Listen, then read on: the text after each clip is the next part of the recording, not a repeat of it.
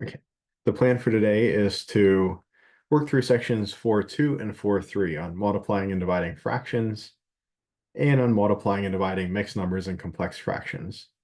Um, I tried to to zoom in a little bit to make the text a little bigger because we're going to be dealing with fractions, and I know they can sometimes be a little hard to read, especially on small devices. So try to zoom in to make it a little more visible to you, but if you're having trouble seeing something as we're going along, just let me know. I think these, first kind of fractions aren't too bad to see, but as we get down to the bottom here, so something like this, might be a little harder to read.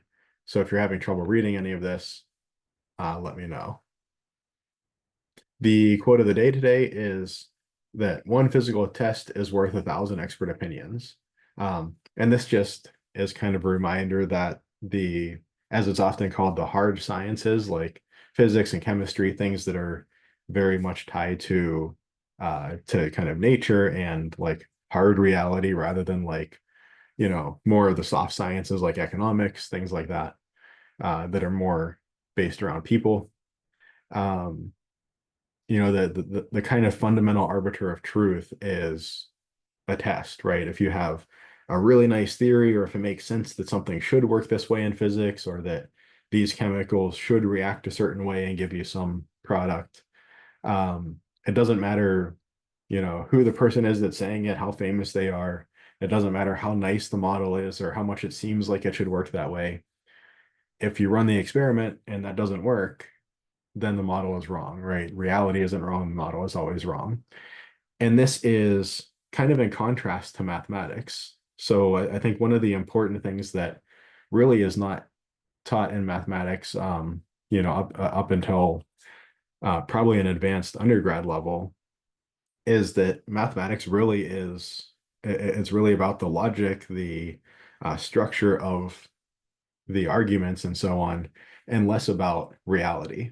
So kind of fundamentally, if you ask a physicist, why is 1 + 1 2? Why does 1 + 1 equal 2? They'll say, well, if you take one apple and put them together, you get two apples. They'll lean on something in reality. Where if you ask a mathematician if they were giving a mathematical answer rather than an answer that's more a sciencey type of answer, they would say, well, one plus one equals two, um, either because of some very complicated argument involving set theory and so on, or most likely what they would say, it's just an assumption that we make for the course. We say that 1 + 1 equals 2 so that we can discuss arithmetic and algebra and graphs and things like that.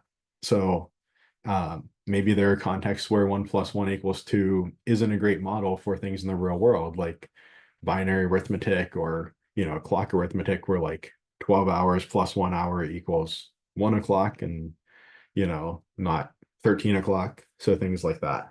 Um, so I think that's really that's an important difference between most of the sciences, or perhaps all of the sciences. Some people think of math as kind of one of the sciences. Some people think of math more as like philosophy. Um, but I think that's an important distinction between mathematics and things like physics or chemistry, or biology or anything like that.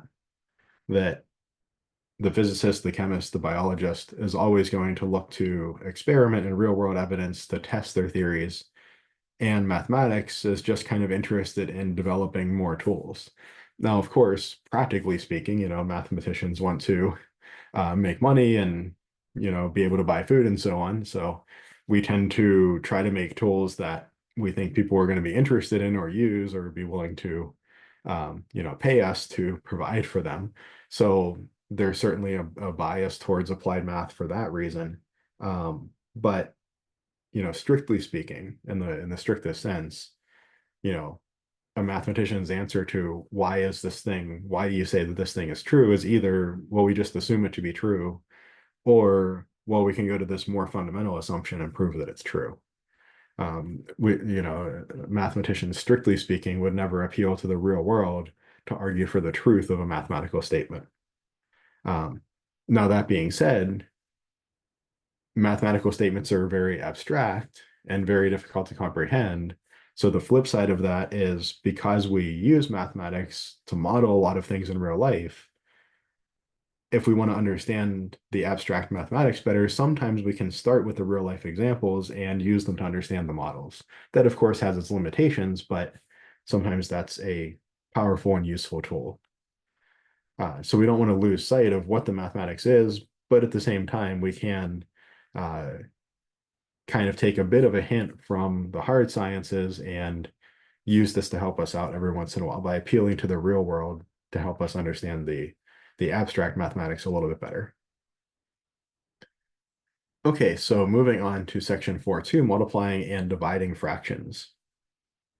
And the first thing we're going to look at is simplifying fractions. We say that a fraction is considered simplified if there are no common factors between the numerator and denominator. Recall that we have the equivalent fractions property that a over b can be rewritten as a times c over b times c. But we can flip this around and think of it the other way, that if I have two numbers, a numerator and denominator, that can factor as a times c for the numerator and b times c for the denominator, I can divide out the c's and make this a over b. So I can use my equivalent fractions property in reverse to simplify my fraction. And here a and b are going to be smaller numbers than the original numerator and denominator before I divided out the c. So we make the fraction simpler in the sense that we have smaller numbers in the numerator and denominator. They're easier to work with. They're easier to interpret or comprehend or understand. So for instance, we might want to say simplify 3/6 by modeling.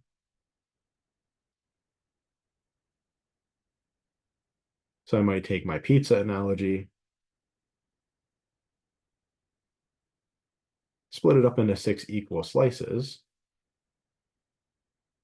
and I have 3 of those slices. So 1, 2, 3 slices. So I have 3 slices where each slice is 1/6 of a piece of pizza, or of a whole pizza.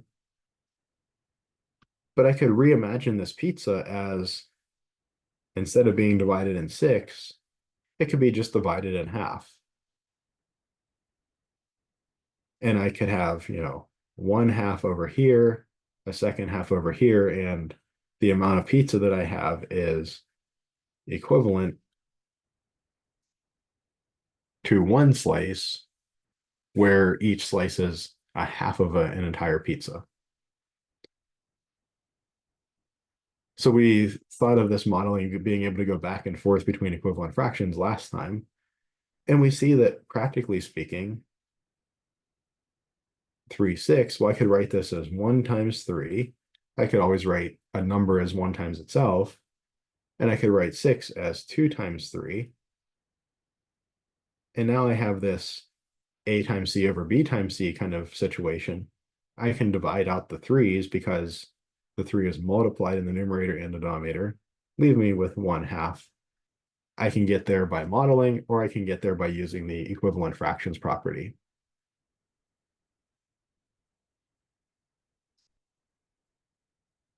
Okay, so if I want to simplify 8 over 24, I take a similar approach.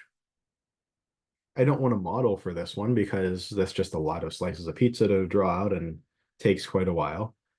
But I can just use the equivalent fractions property. I can use that abstraction to help me solve more challenging problems. And with a fraction like this, I can try to simplify it all in one step. That's perfectly okay if you see the way to do that. But I can also take it piece by piece. I can notice that 8 and 24, for instance, are both even numbers. So I can rewrite 8 as 4 times 2, and 24 is 12 times 2. I can divide out the 2's, and I see that 8 over 24 is the same as 4/12, 4 over 12. If I simplify a little bit, I always want to ask myself, can I simplify any further? Is there, does there remain a common factor between the numerator and denominator or not? And I noticed that, again, the numerator and denominator are both even numbers, so I could make 4 2 times 2 and 12 6 times 2 and divide out another 2. But I might even notice that 4 is 1 times 4 and 12 is 3 times 4. I can actually divide out an entire 4 at this point and get 1/3. And of course, with 1/3, there are no more common factors between numerator and denominator. Now, I could have noticed that 24 is 3 times 8 and 8 is 1 times 8. I could have divided out the 8 from the beginning. Maybe if you saw that right away, you could have saved a step or two. Or maybe you didn't see that, you didn't happen to notice that there's a whole factor of 4 in that 12. You just noticed that both of them were even and you divided out of 2 again to get 2/6. And then you divided out of 2 again to get 1/3. It doesn't much matter which, how many intermediate steps you take or what approach you take, as long as you're careful with your calculations and you get to the right place at the end. Obviously, it's a little bit quicker if you noticed at the beginning that 24 was 3 times 8, and that meshes nicely with the 1 times 8 in the numerator. So being really good at your times tables, and being able to factor really well is super helpful here for saving time. But it's not, if you didn't recognize that right away, it's not the end of the world. You could chip away at it piece by piece. Okay, what if we want to simplify a fraction like this, negative 63 divided by 99? So what does this negative do? Well, this just says it's the opposite of whatever this fraction is, or really whatever this number is, but in this case, it's a fraction. So it's the opposite of 63 divided by 99. If I come up with an equivalent fraction to 63 divided by 99, then I can just take the opposite of that, and that's the same as this one. So negative 63 over 99. Well, I might notice, again, maybe I don't notice this right away, but I might notice that 63 is 9 times 7, or 7 times 9, and 99 is 11 times 9. If we didn't notice this right away, we should at least be able to recognize that 63 has a factor of 3 because the sum of its digits is divisible by 3. 6 plus 3 is 9, which is divisible by 3. And that 99 is divisible by 3. We should be able to pull out a factor of 3 and then another factor of 3. But if we recognize it right off the bat that 63 is 7 times 9, and we kind of recognize this pattern with 11 times 3 is 33, 11 times 5 is 55, 11 times 9 is 99. Maybe I recognize that pattern as well. I can divide out my 9s and get the opposite of 7 over 11, or negative 7/11.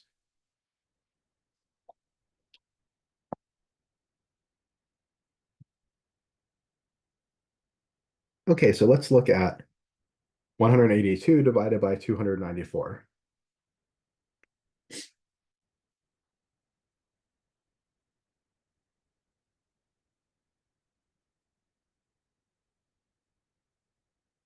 So again, these are pretty big numbers. I'm not going to try to find some huge factor that I can divide out right away. That's probably going to take quite a while and probably also be pretty error prone. Can I find a small number that I know is a factor of both of these? I see they're both even, so I know that 2 is a factor of both of them. I can divide out a 2. 182 over 2 is going to be 91.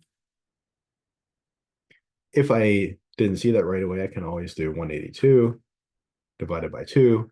2 goes into 18 9 times.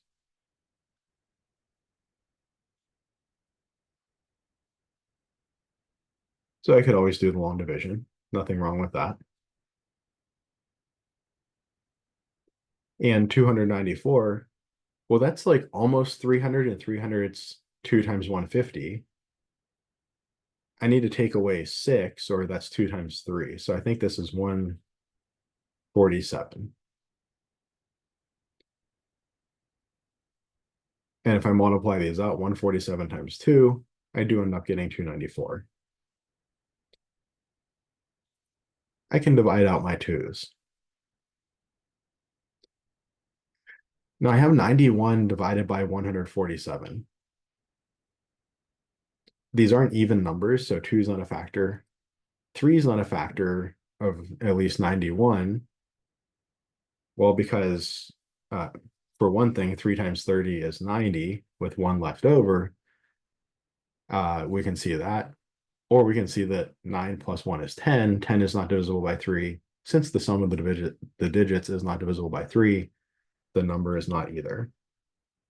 So 3 is not a factor of 91. What else can I look at? I guess I could go a few different ways. I could look at, is 5 a factor of 91? No. I could try like, some bigger numbers like 7, 11, 13, work my way up like that. Or maybe I could start breaking down 147. I do see that 3 is a factor of 147. 7 plus 1 is 8 plus 4 is 12. That is divisible by 3, so 147 will be divisible by 3. It'll in fact be 49 times 3. And I know that 49 is 7 times 7. So I can get 147's prime factorization, 7 times 7 times 3. And I know that 91 is not divisible by 3, but it's divisible by 7. Well, let's check. 7 goes into 9 twice, 2 7s, or geez, where did I get that from? 7 goes into 9 once. 1 7 is 7 with a 2 remainder, 21. 7 goes into 21 3 times. Yeah, so actually 91 is 7 times 13. So I can rewrite this as 13 times 7 divided by 3 times 7 times 7, and one of the 7's divides out. Right. The 147 was, even with it being the bigger number, was a little bit easier for me to work with because I could recognize that it had a factor of 3, and that cut it down to a smaller first factor, 49, that I immediately recognized was a perfect square, 7 times 7. So again, just, being really comfortable with times tables and so on, super important for really all of this work. And then finally, I kind of stitch things back together. This denominator 3 times 7 is 21. Numerator is 13. So 13 divided by 21. That's the simplest my fraction can get. My only bit left over in the numerator is the number 13, and it's a prime number, so it doesn't divide out anything on the bottom, 3 or the 7. So this is as simple as my fraction can get.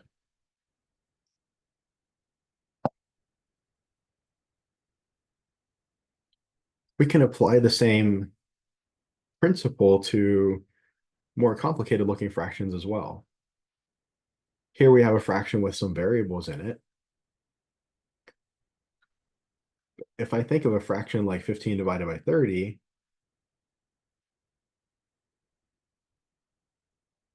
I can think of this like 15 times 1 divided by 15 times 2, divide out the 15s and so on. If I think of 15a squared over 30a, I could do something similar. For the numbers, I have 15 times 1 and 15 times 2 in the numerator and denominator. And for the variables, I have a times a in the numerator and just one factor of a in the denominator. The same way that I can divide out the numbers, the factors of 15 in the top and bottom, in the same way I can divide out the variables. I have one factor of a in the top, I have a matching factor of a in the bottom. They can divide out. Multiplying what's left on the top, 1 times a is just a. and all that's left on the bottom is a 2. So this all turns out to be a divided by 2. And in fact, variables sometimes make things more complicated. In fact, I think variables make things easier. They're easier to simplify here because a number like 30 or like 294 might have a prime factorization that's quite a bit of work to get to. Like this one here, we had to divide out a 3 and then another 3. Or sorry, we divided out a 2 and then another 3, and then factored into 7 times 7 for that 49 factor. That took quite a bit of work, but if I have an a squared, I immediately know that that kind of is composed only of 2 factors of a. So it makes it really easy for me to divide out factors of variables because they don't kind of combine together to make uh, a more obscure, bigger thing like numbers do. If I multiply a bunch of numbers together, they combine together to make a much bigger number where it's not clear what its factorization looks like. But variables will always look like a squared or a cubed, something like that. And it's much easier to tell how many of those factors are going to divide out, or even whether any of the factors are going to divide out.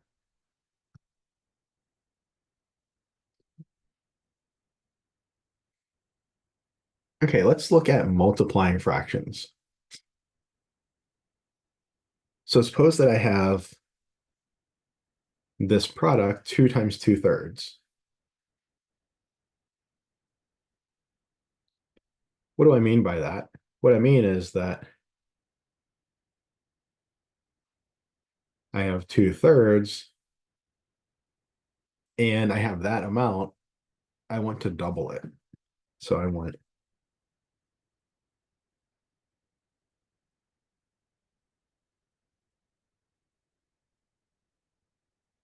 another 2/3, and I want to push these together. I want to basically add these together. I can see this is going to give me slices of pizza, each of which is a third of a whole pizza. That's going to give me 1, 2, 3, 4, or 4/3. Okay, fairly straightforward. What if I want to multiply a fraction by a fraction? So what if again I start with 2/3? This is the amount of pizza that I have. But instead of doubling that amount of pizza, I want to split it in half.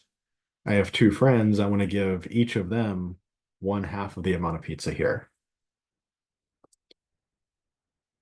Well, if I want to split this in half, I have one part there and one part there, or half of 2/3 is just 1/3, right? Each of my friends would get 1/3.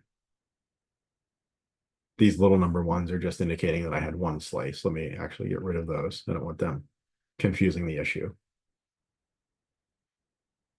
So 1/2 of 2/3, or 1/2 times 2/3, is just 1/3.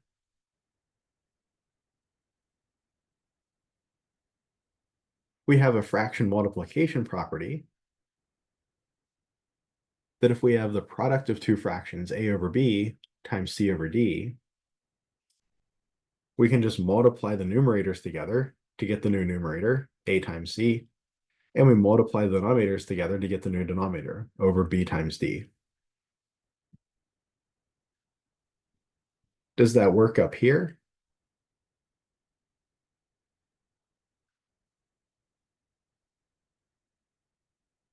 Well, 1/2 times 2/3 by this property would be 1 times 2 divided by 2 times 3. And then we want to simplify. We notice that we have a factor of 2 on the top and the bottom, so we divide it out. And that's exactly the answer that we were looking to get. So our fraction multiplication property, at least from this example, seems to work well.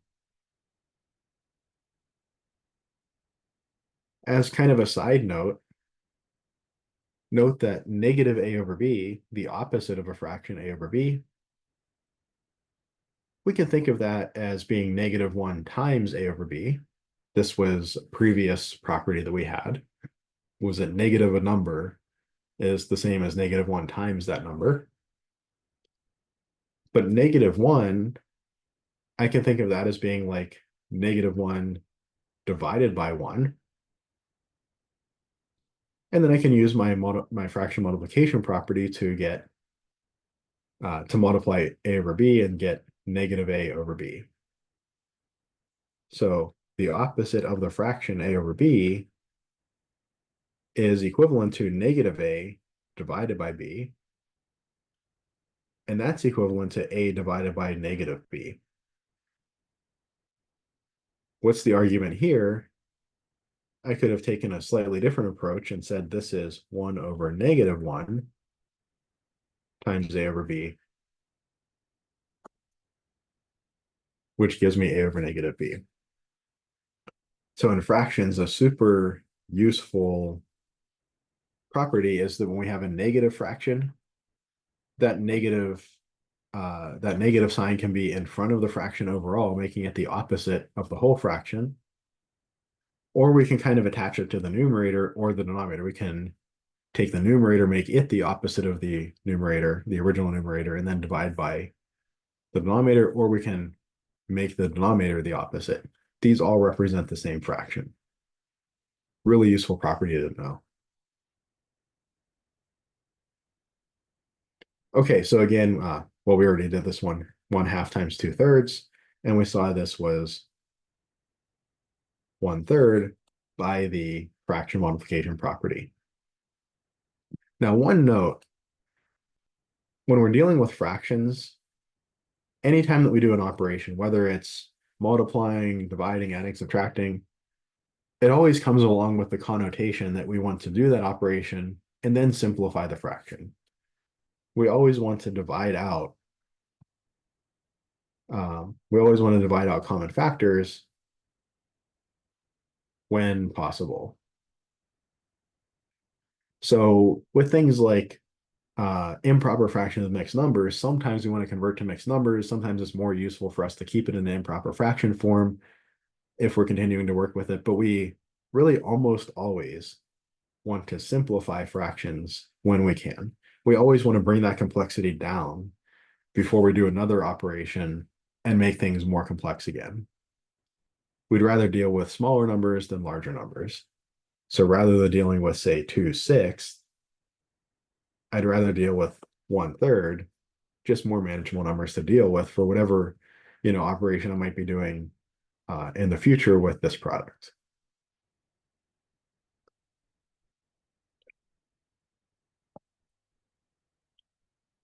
So what if we wanted to multiply 4/5 times 2/7?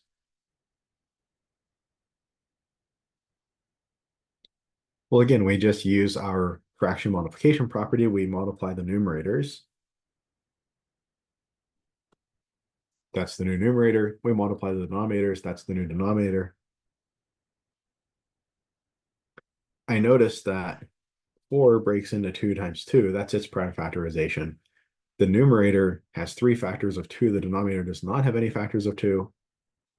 There's nothing I can divide out. I just multiply everything back together and get 8 divided by 35.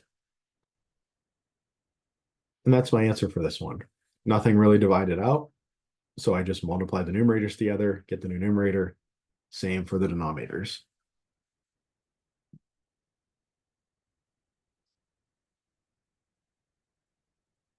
Now let's take a look at this one. 2/3 times 9/8. So again, for this one, I'll start by multiplying the numerators. And now I might, turn this into what, 18 over 24. But before I do that, before I make the numbers bigger, I probably want to first start looking for common factors. I already have the numbers those numbers 18 and 24 that I might end up with, I already have them partially factored. I wouldn't want to unfactor them and then have to refactor them. So I noticed that 9 is 3 times 3, and I noticed that 8 is 2 times 4. I see I can divide out a 2, and I can also divide out a factor of 3. All of this simplifies down to simply 3/4.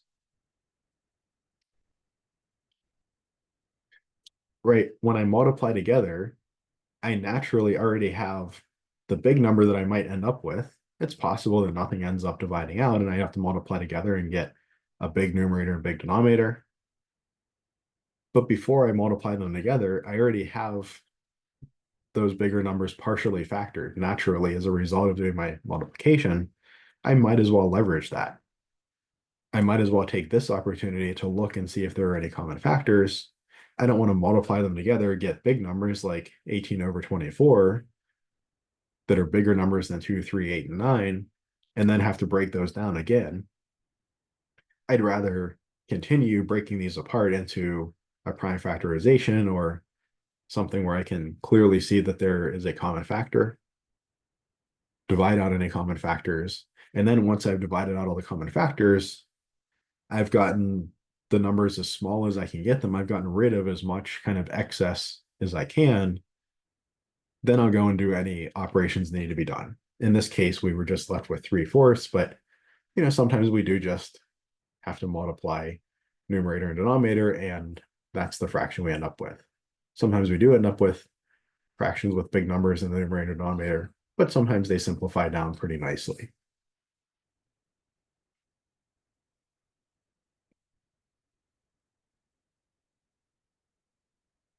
What about a problem like this? So here I have -3/8 times 4/15.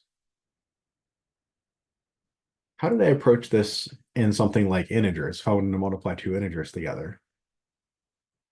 Well, I said that negative times negative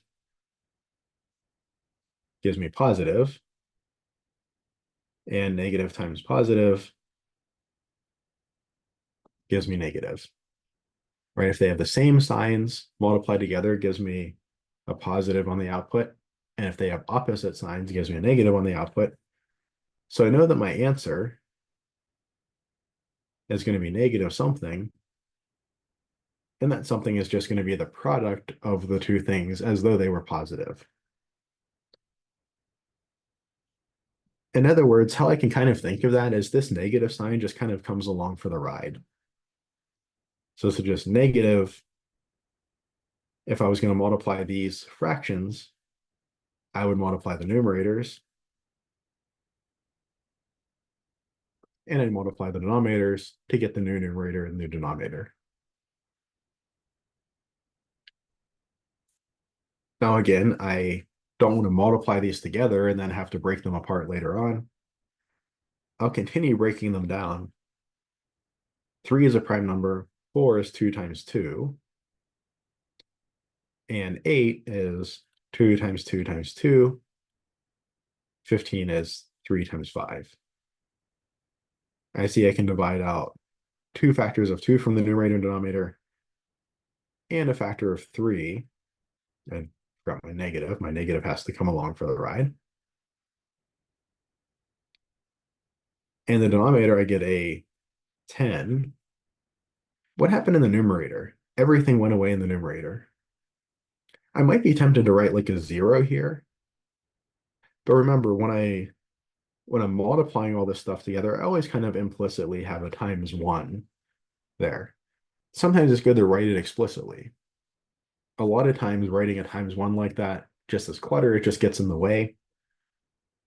So a lot of times we choose not to write it, but we can always write it in there, right? 3 times 2 times 2 is the same as 3 times 2 times 2 times 1. So I'll write it in there just so that I don't forget that there is really a 1 up there.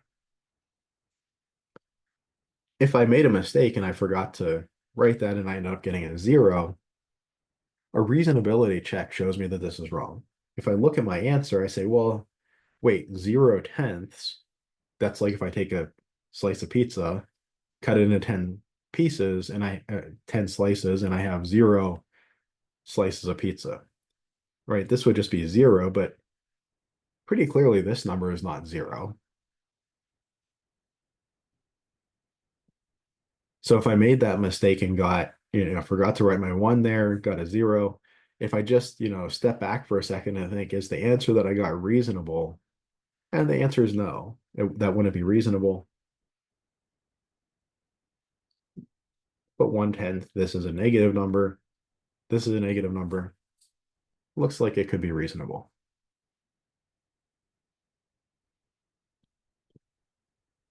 Any questions so far?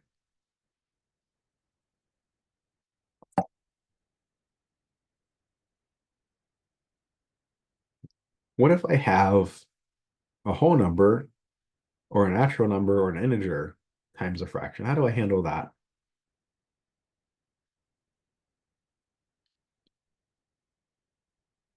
What do we kind of have here? Well, 6 times 3/4, this would be like if I took a pizza, my whole pizza, cut it into fourths, and I have 3 of those slices, and then I have like 6 of those. So really, I just have like 6 times 3 slices, or 18 slices, each of which is still size 1/4 of a pizza.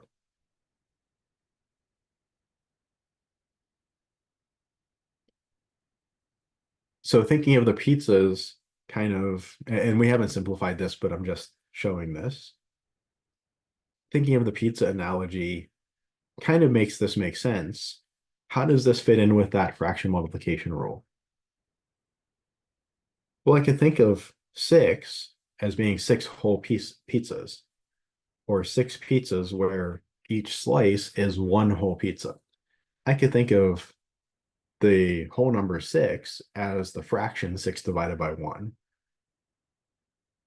I can make this change anytime that it's convenient. So here, for instance, I have 6 times 3/4. Well, that's 6 over 1 times 3/4. And now I know how to multiply fractions together. I have 6 times 3 over 1 times 4. This would be 18/4, which is what we got up here. So this kind of meshes with our pizza analogy, but by leveraging this idea that 6 pizzas is the same idea as 6 slices where each slice is a whole pizza. 6 is the same as 6 divided by 1.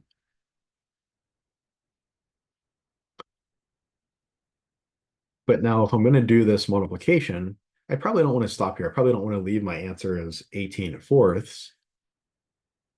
I can see that there's going to be some cancellation here, some dividing out.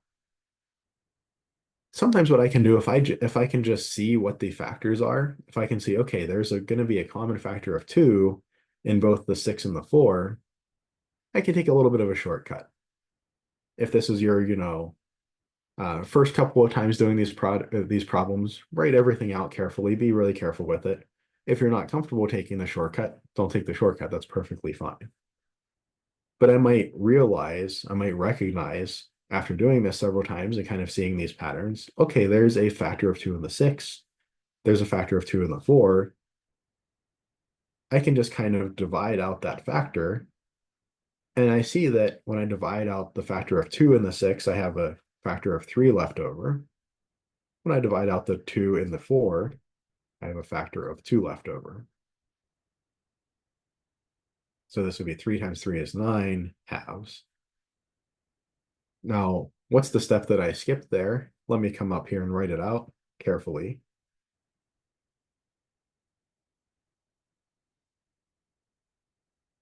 Well, 6 we could rewrite as 2 times 3. And then we have another factor of 3. Now I can more clearly see these.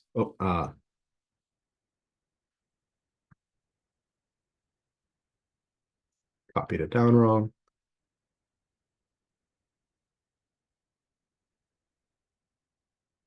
So 6 is 2 times 3. So 2 times 3 times 3 in the numerator. and the 4 in the denominator is 2 times 2. Now I can more clearly see where these factors of 2 are coming from, can get rid of them, and then I can do 3 times 3 is 9 divided by 2, so that's 9 halves. It doesn't take a whole lot of time to write out this one extra step, right? So um, it's not a terribly inconvenient thing to write out an extra step or two and just make sure that you've got all the details right. But if you want to take a shortcut like this, that's something that's available if you feel comfortable with it.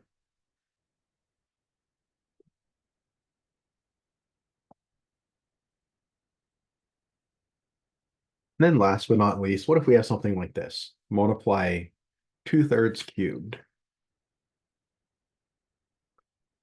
Well, what is a number cubed? That means take that number, multiply it by itself 3 times.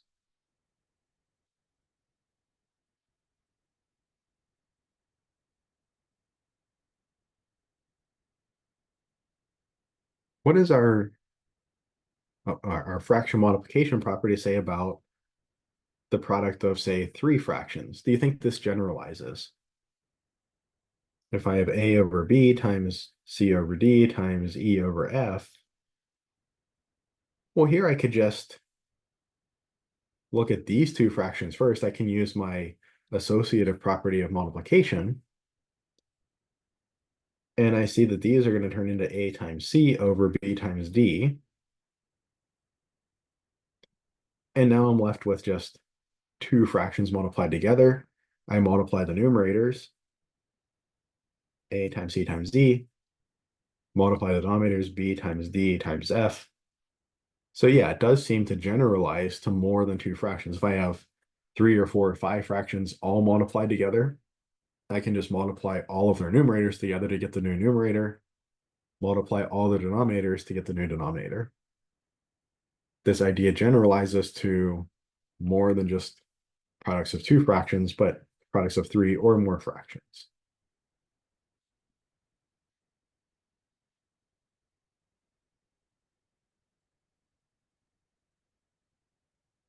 So we can just do this. We can multiply all the numerators together, 2 times 3 times 2, multiply all the denominators together, 3 times 3 times 3 for the new denominator, and this gives me 8 over 27. 3 times 3 is 9, and 9 times 3 is 27.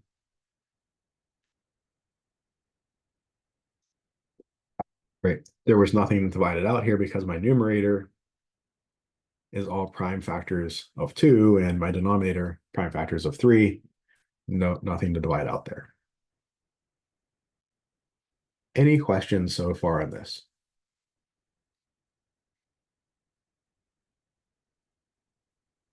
So for whole numbers and even integers, like addition subtraction tends to be much easier than multiplication division. For fractions, it's actually kind of the opposite because fractions are they naturally start by having a division in them.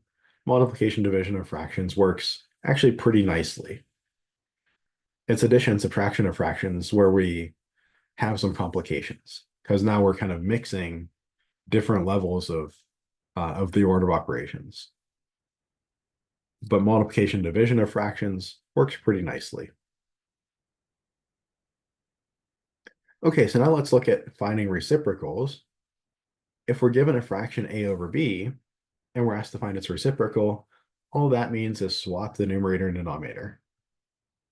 The reciprocal of a over b is b over a. Note that the product of a number and its reciprocal is 1 because a over b times b over a, that's a times b over b times a. And just to be safe, let's remind ourselves that we can always multiply something by 1. We see the a's divide out, the b's divide out. I get 1 over 1, which is just 1.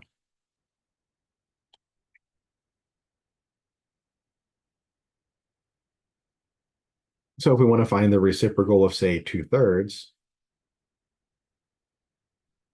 its reciprocal would be 3 halves. What if I wanted to find the reciprocal of -6/19? Does that negative just come along for the ride? Like, should it? Should I switch the negative to a positive? Should I switch the sign? Well, if we're not sure what to do, again, we can kind of think of this like, say, -6 divided by 19. We saw that that was an equivalent fraction to -6/19. -6/19 was equivalent, or 6/-19 was also equivalent. So let me write this a little more clearly so that I'm more clear about what I'm saying here.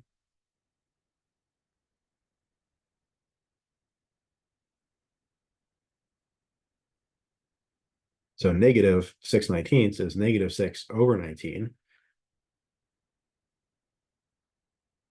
and its reciprocal would be 19/-6, or that's just -19/6. If we take the reciprocal of a negative fraction, we just still flip the numerator and denominator. The negative sign just, again, kind of comes along for the ride, doesn't really do much. So we still just ended up interchanging the numerator and denominator.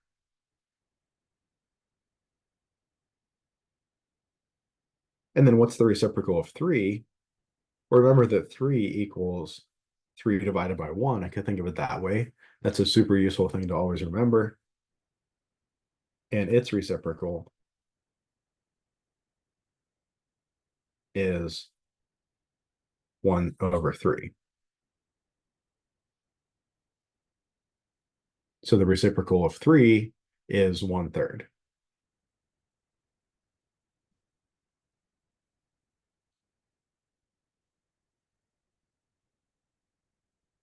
Okay, let's look now at dividing fractions. We have kind of an algorithm, a process, an abstract process for dividing fractions, but you might have heard like invert and multiply, right? That's just kind of the way we do it, but sometimes it's difficult to see why that's a reasonable thing to do. So let's try to model this a little bit. Here we're going to use currency. So we're going to start with just a regular old division, 10 divided by 2. Of course, we know the answer is 5, but what do we mean by this? So say I have $10 in, let's say, my bank account, and I go to the bank teller and I say, I want to take out $10 from my bank account. I want you to give me $10, but I want it in denominations of $2. I want you to give me $2 bills. So how many $2 bills does it take to make $10?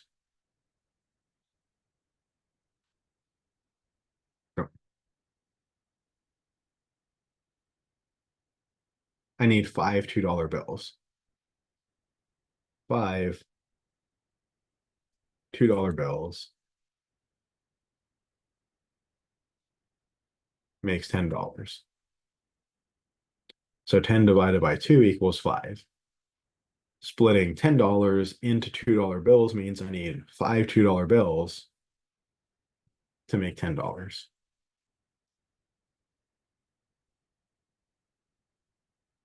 What if I have 1/10 divided by 2? Well, modeling this a similar way, this would be like 1/10 of a dollar into, well, I don't really want to think of it as like $2 bills, but I can think of maybe splitting 1/10 of a dollar into 2 pieces, right?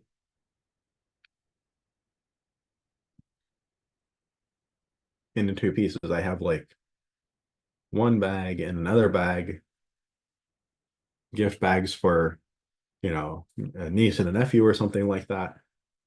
And I want to split 1/10 of a dollar into 2 pieces. Or in other words, I have one dime. Let me draw it a little bigger. Well, I can split that into 2 nickels.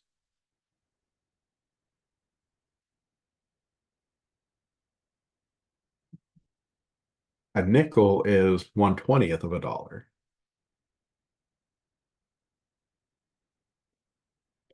So each of my two, nephew and niece would get 1/20th of a dollar. I took my dime to the bank, my 1/10 of a dollar. I had them split it into 2 nickels so that I could split it between two bags.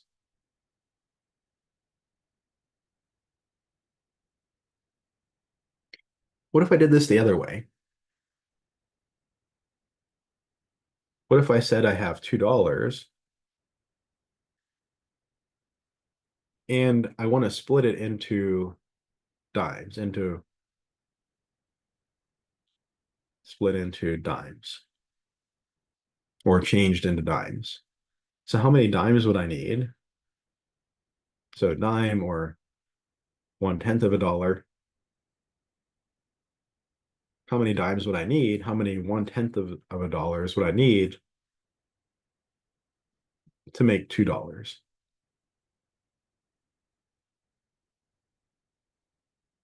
Well, 10 of them would be $1.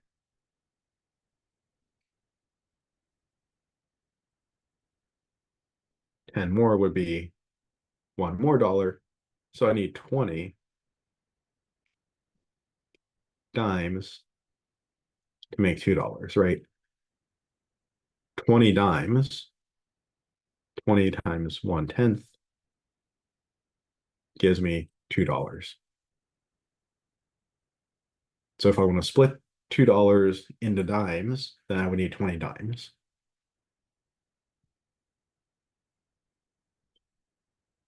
Okay, so now we've kind of reached the crux of the modeling. What if I wanted to divide fractions? Fraction divided by fraction.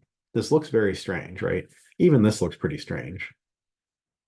But this definitely looks strange. So 1/2 divided by 1/10. What do I mean here? I want to take a $half, so like a Kennedy half or something like that, and I want to split it into dimes.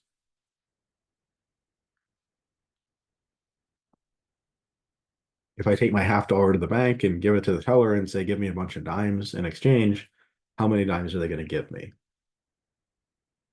Well, I know that a $half is 50 cents and a dime is 10 cents. So I know that if I exchange that $half for dimes, I'm going to get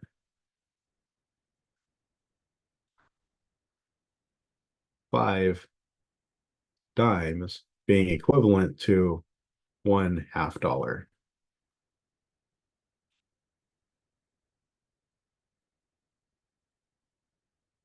So taking a $half, splitting it into dimes into 1/10 dollars, that would give me 5 of those.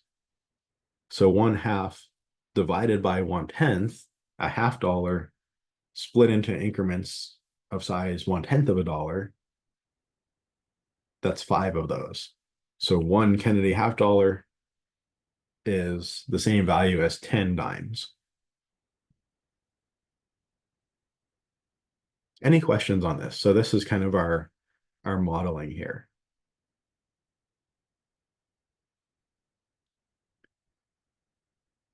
So the fraction division property says invert and multiply. In other words, I have one fraction divided by a second fraction. Remember, division is not commutative. So there's like a first fraction divided by a second fraction. I can't switch the order. So if I have a over b divided by c over d, the a over b fraction just stays as a over b. But dividing by c over d, we invert, we exchange the numerator and denominator, and then we multiply. So we multiply by the reciprocal of the second fraction. Right. So applying this abstraction, 1/2 divided by 1/10 would be 1/2 times 10 over 1, or this would be 1 times 10 over 2 times 1. 10 halves is 5, exactly what we got up here. Our $half splits into dimes. How many dimes would we get? 5 of them. If we wanted to take our $half into the bank and split it into $quarter, good old Washington quarters, how many quarters would they give me in return? 1/2 divided by 1/4, 1/2, 1 Kennedy $half split into Washington quarters.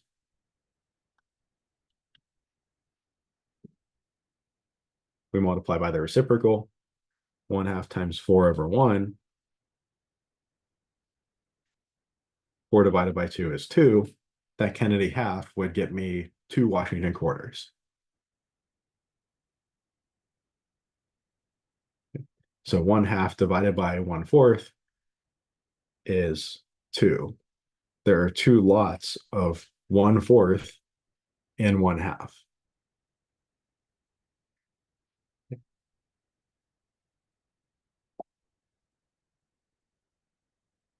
What's another abstract way we can think about this if you don't like the currency thing? If I have a bar of, say, length 1/2, and I want to say how many bars of length 1/4 would it take to make up such a bar?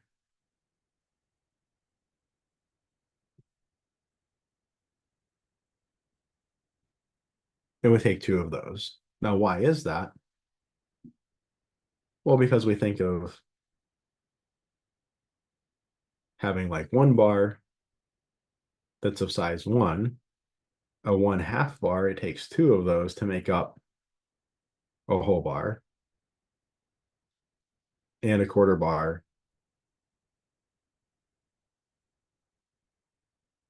takes 4 of those to make up 1 whole bar. So you can think of bars or pizzas or whatever as well. I like the currency analogy a little bit better in this context. But if that doesn't work for you, you can think of bars or pizzas or things like that as well.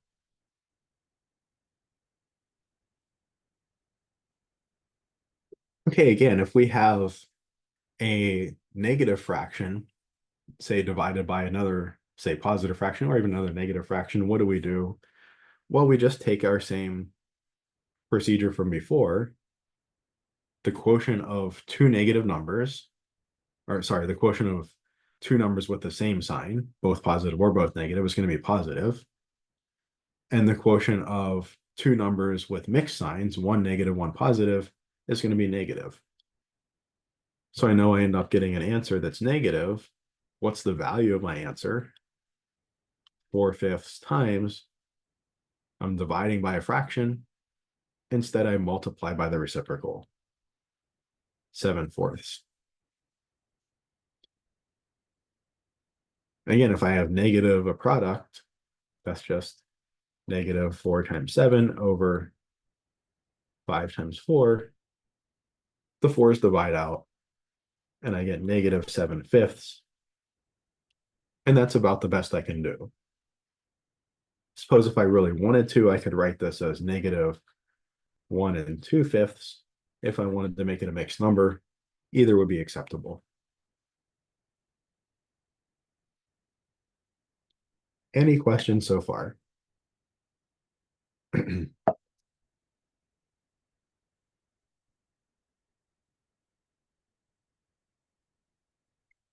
How does multiplication or division work when I have some variables involved? So 5/6 divided by c over 15. Well, it works the same way, right? I multiply by the reciprocal, 5/6 times 15 over c. That's going to be 5 times 15 divided by 6 times c. And now I look for common factors. I know that 15 is 3 times 5, so I'll write that as 3 times 5. I know that 6 is 2 times 3. My 3's divide out. 5 times 5 is 25 divided by 2c. That variable being in play really didn't change much at all. The only thing it might have changed is if I had, say a c squared up here or something, I might have had some extra stuff to divide out with the variable, but fundamentally, it really didn't change the strategy or the procedure that we were applying. It's just maybe the simplification at the end. We might have a factor or two of c to divide out, but as far as dividing by a fraction means multiplying by its reciprocal. Same idea applies here.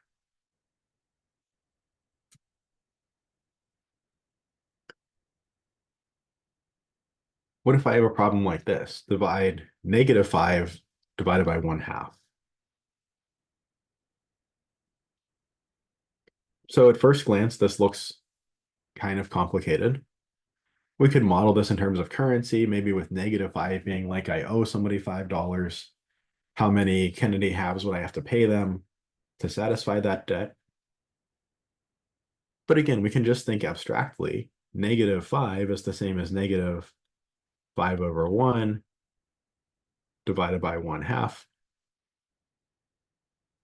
I saw that that negative just kind of comes along for the ride. I'm dividing by a fraction. I multiply by the reciprocal.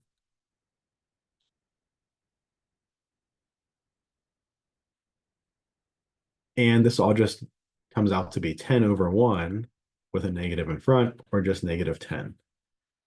If I owe somebody $5, I need to pay them 10 Kennedy half dollars to satisfy that debt. Right? I need to lose 10 Kennedy half dollars. I owe them 10 Kennedy half dollars. What if I had it the other way? What's 1/2 divided by 5?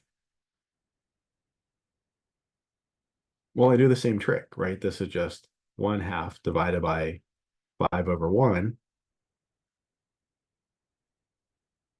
I'm dividing by a fraction. I can just multiply by the reciprocal. That's 1/2 times 1/5.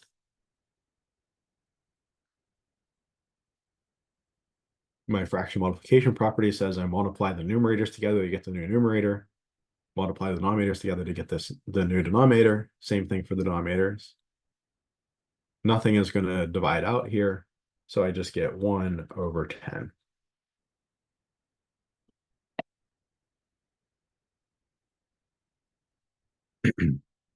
Any questions on anything so far?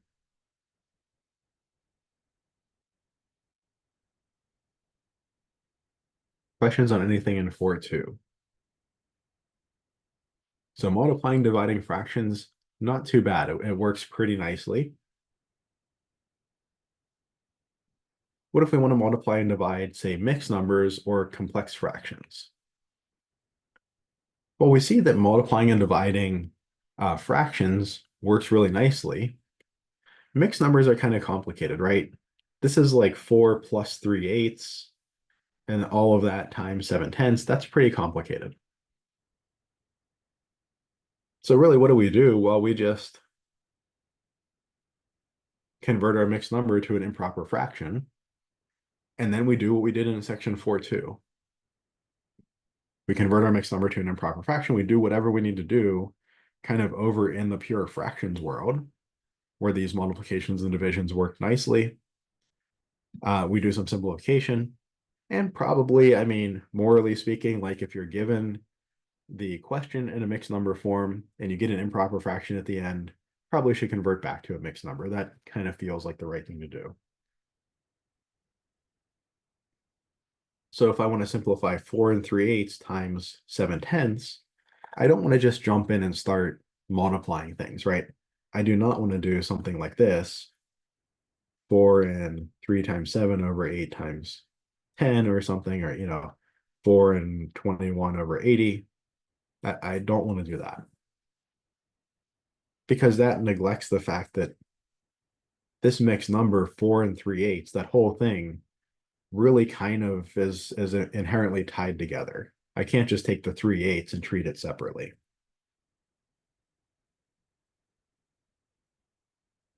But what I'll do instead is I'll start by taking that 4 and 3/8 and converting it to an improper fraction.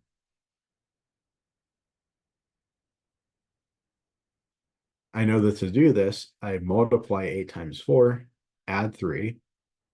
8 times 4 is 32, plus 3 is 35. And I keep the same denominator. This was something we had worked through last time. So if this is, If this is unfamiliar to you, go back and review the last lecture notes, drill that material a little bit, and this will be a little more comfortable. But I see that I can replace 4 3/8 by 35/8.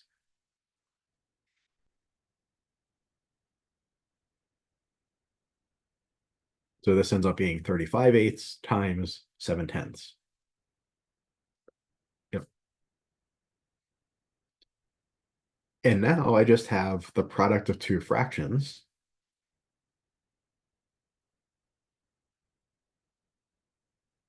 I multiply the numerators to get to the numerator. Same thing for the denominators. And I could try to multiply these together, but remember, I want to simplify. So I probably should take advantage of the fact that these are already kind of broken apart. 35 I know is 5 times 7. And then I have another factor of 7 on top. 8, well, I kind of know that 8 just has a bunch of 2's in it, right? It's 2 cubed. I know that's not going to, none of those are going to divide out with the 5's and the 7. I guess I'll leave 8 as it is. But 10 is going to be 2 times 5. And I do see that I get to divide out a factor of 5.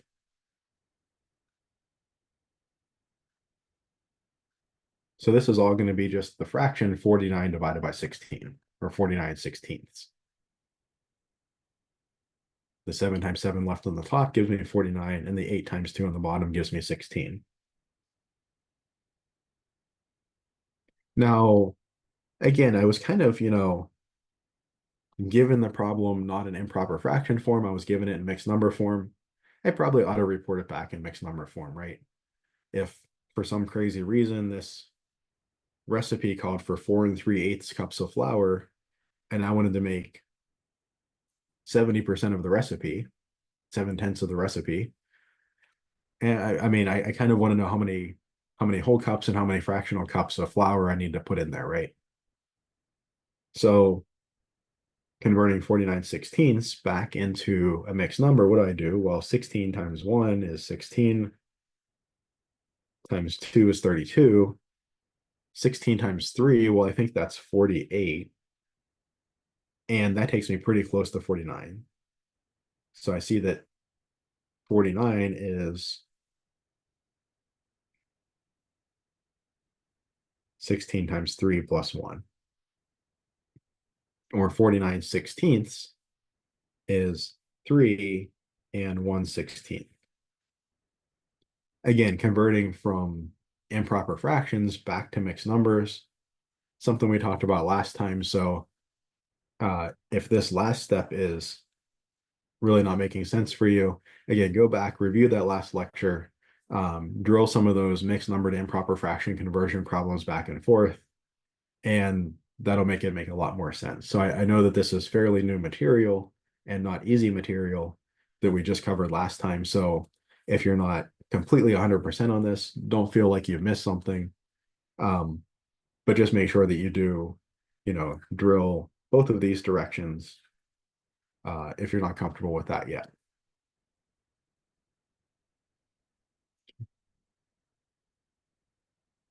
Okay, what do I do in a situation like this? I have two mixed numbers multiplied together, but one of them's negative. Well, what do I do if I have two fractions multiplied together when one of them's negative or both are negative? I just do my same thing as before, right? If it's two things multiplied together with the same sign, the result is positive. Two things multiplied together with opposite signs, the result is negative. So for this first step, I pretty much just ignore the negative sign. I convert 4 2/3 to an improper fraction. 3 times 4 is 12, plus 2 is 14. So 4 2/3 is 14/3. And then I look at 1 and 1/8. 8 times 1 is 8, plus 1 is 9. 1 and 1/8 is 9/8. Okay, so 4 2/3 times negative 1 and 1/8 is the same as 14 thirds times negative 9/8. That one just, or that negative in front of the one just came along for the ride.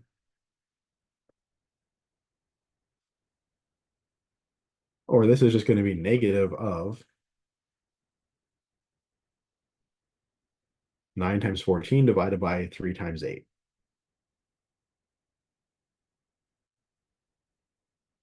And again, if we get good at recognizing factors, we might see that this 3 can divide out one of the 3's that are in the 9. The 9 is 3 times 3, leaving another 3 behind.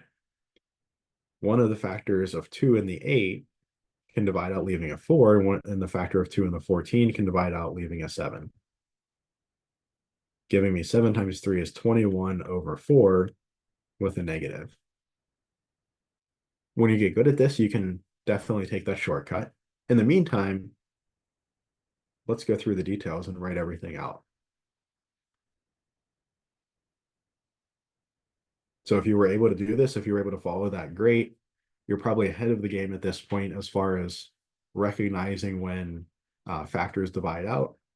And the better you get at it, the more of these kind of problems you go through, the easier that pattern recognition becomes.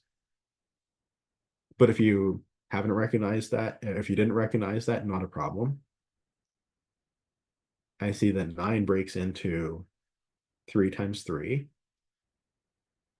14 factors into 2 times 7. The 3 in the denominator is prime, so it doesn't factor. And 8 factors into 2 times 2 times 2. I can divide out the 2's. I can divide out the 3's. I have a negative out in front. 3 times 7 is 21 in the numerator.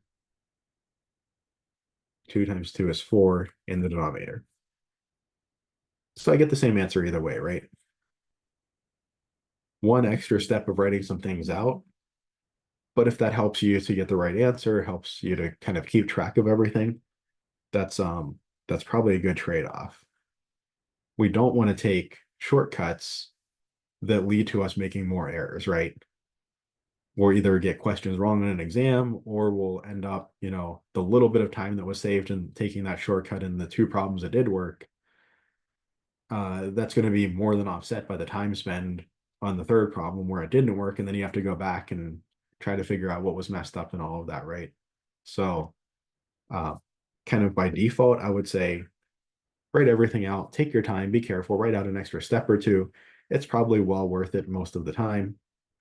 But if at some point you feel like you're proficient enough that you recognize these patterns really well, go ahead and try to, take a shortcut, especially on like the homework, and see if when you take that shortcut, you're still getting them mostly right. If you are, then great. Maybe that's something that you might want to adopt. If you're not, if you see that when you're taking shortcuts, you're making mistakes, then maybe just go back and write out a few extra steps and, make it a little bit less error prone.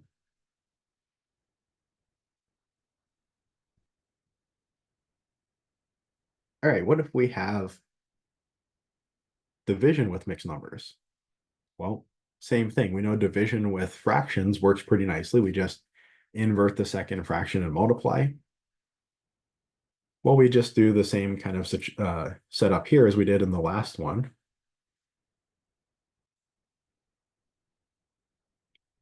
Three and 3/11, that mixed number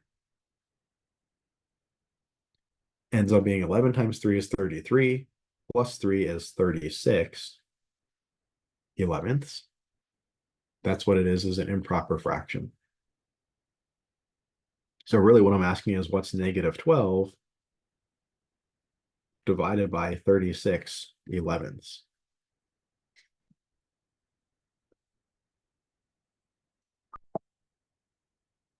Or what I do, I have the ratio of 2 fractions. I can think of this negative 12, if I really wanted to be explicit about it, negative 12 over 1, fraction divided by fraction, I take the reciprocal of the second fraction and multiply by it.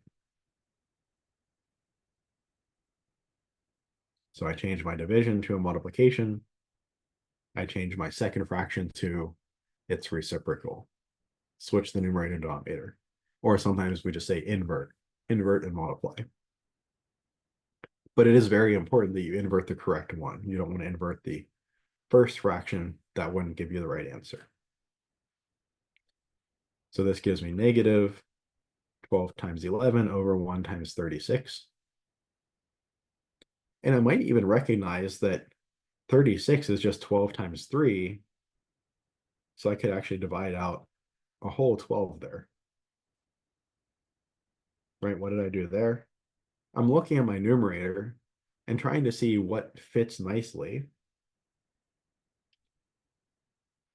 with my denominator. And I notice that 36 is 3 times 12, giving me that whole common factor of 12. If I recognize that, I can definitely do that. If I didn't recognize that, maybe I split 12 into 2 times 2 times 3. 36, well, 36 is 9 times 4, or that's 3 times 3 times 2 times 2. I see I can get rid of 2 of the 2's and the 3, leaving me with negative 11 thirds in either case. Right. So whether you write out a little bit more or whether you kind of chip away at it and, factor everything out, pull off a 2, what do you have left? Pull off another 2, what do you have left? Just a 3. Or whether you kind of realize that there's a bigger common factor that can be divided out. Again, either way gets you to the same place. And it doesn't take much more time to do this one extra step.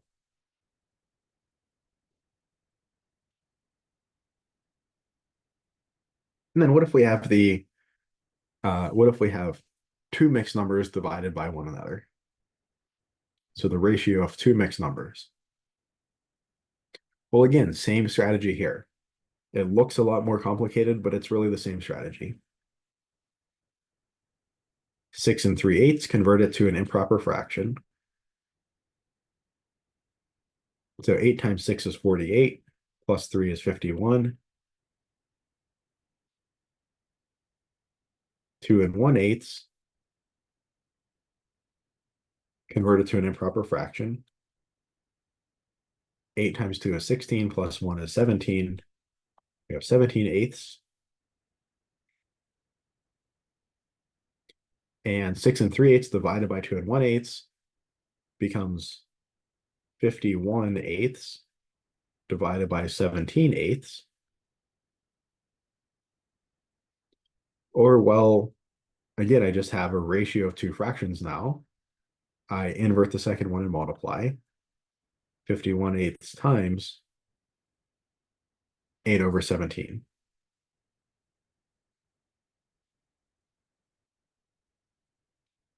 I now have a product of two fractions. I multiply across the top,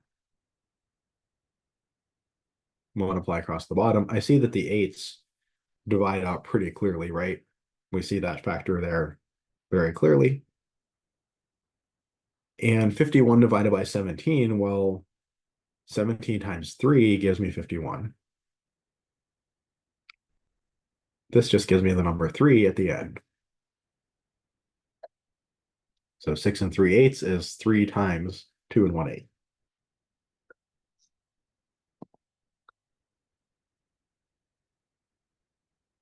Any questions so far?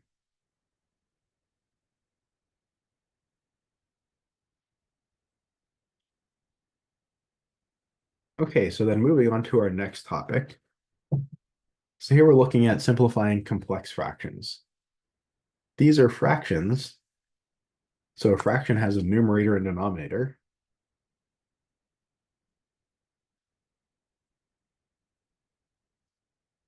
But these are fractions where the numerator is a fraction or the denominator is a fraction. So these can look really complicated at first.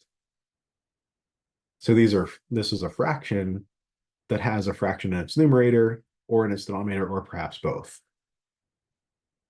So if I look at something like this, like 2/3 over 8/9, I have a numerator of 2/3 divided by a denominator of 8/9. There's a little bit of a notational issue here. We kind of need to be very clear. I don't want to just write 2 over 3 over 8 over 9 like this. It's very unclear what that means.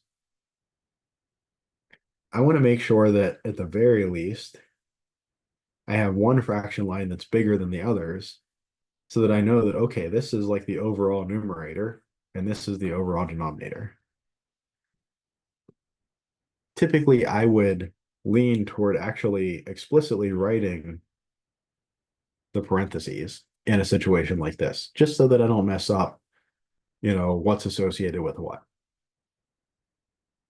Right? This is the difference between saying uh, 2/3 divided by 8/9, or something like 2 divided by 3 divided by 8 divided by 9.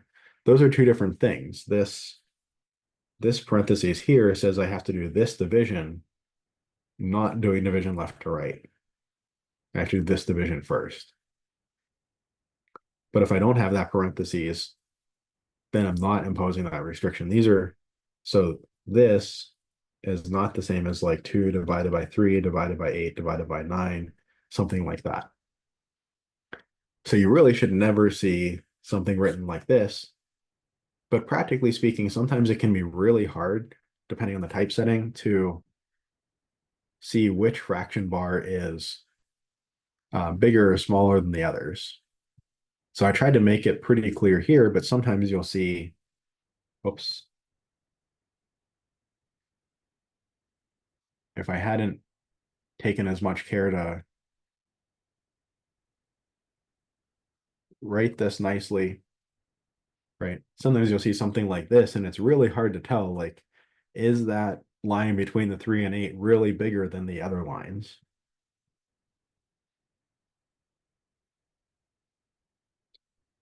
So I try to be pretty careful to make it pretty clear like this, or to make it, very clear by just using parentheses to make it very clear. This is the numerator, the overall numerator. This is the overall denominator. So this looks really, really difficult and challenging. Like, what am I going to do with this? But remember that this is really just division, or fractions are really just signifying division. So this is just like saying the fraction 2/3 divided by the fraction 8/9. It's just another way to write this. So if I have fraction divided by fraction, or if I have fraction over fraction in a big fraction, they mean the same thing. This means the same thing as, let me rewrite that. This means the same thing as 2/3 divided by 8/9. But I know how to solve this problem. This is the problem where I multiply by the reciprocal. 2/3 times 9/8. That's 2 times 9 over 3 times 8. The 2 can divide out with one of the 2's in the 8, leaving a 4. The 3 can divide out with one of the 3's in the 9, leaving a 3. And overall, I just get 3/4. So this isn't as hard of a problem as it first looks like. If we really are careful with what's the numerator, what's the denominator, and then just remembering that fractions just indicate division. So we really just have 2/3 divided by 8/9. And if I write it this way, then it's really clear what's going on. It's really clear how to proceed forward and simplify it. If we have something like this, simplify -4/5 divided by 2. So this is -4/5. divided by 2. I don't really have fraction over fraction. I have fraction over whole number.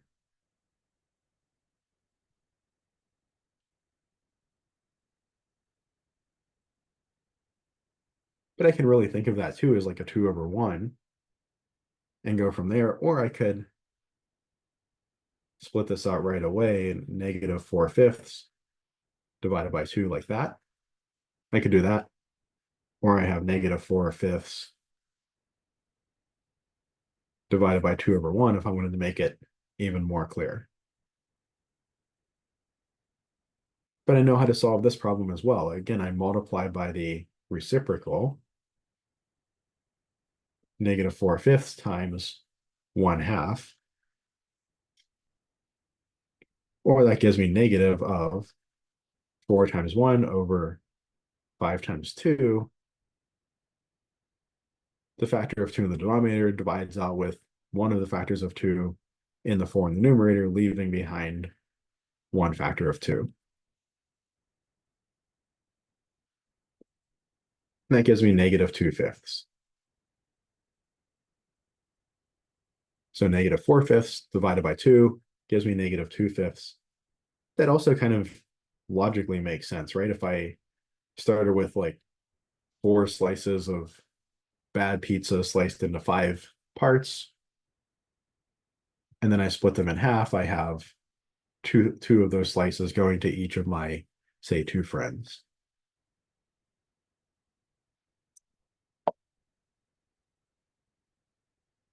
Any questions so far?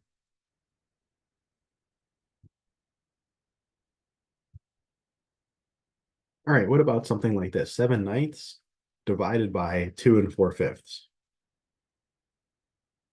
Again, I just start by reminding myself what this means. 7/9 divided by 2 and 4/5. This is just a division problem with a fraction and a mixed number.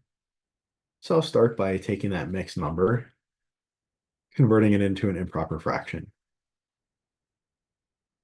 5 times 2 is 10, plus 4 is 14. So we have 14/5.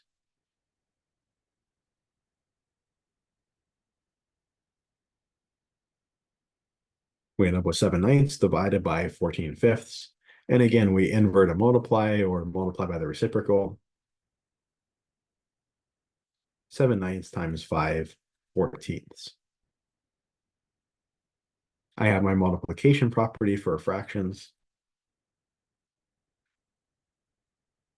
7 times 5 divided by 9 times 14. And I see the factor of 7 and divide out the factor of 7 and the 14, leaving a factor of 2. And I just end up with 5 divided by 18. 9 times 2 being 18. Any questions on any of this?